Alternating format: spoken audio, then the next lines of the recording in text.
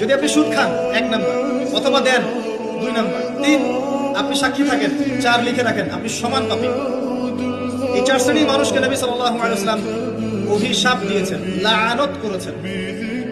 আর নবী সাল্লাল্লাহু আলাইহি ওয়াসাল্লাম অভিশাপ নিয়ে যদি আমরা কবরে যাই, তাহলে মান নবিয়্যুক উত্তর দিতে পারবো, এটা বিশ্বাস করা বোকামি।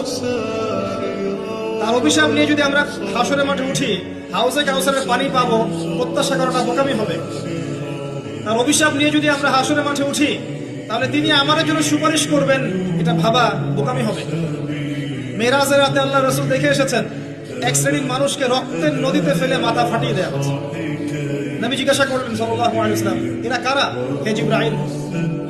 জিবরাইল আলাইহিস সালাম বলেন, এরা আপনার উম্মতের সেই সব ব্যক্তি যারা ছিল সুদখোর, যারা সুদের মধ্য দিয়ে মানুষের রক্ত চুষে খেয়েছে।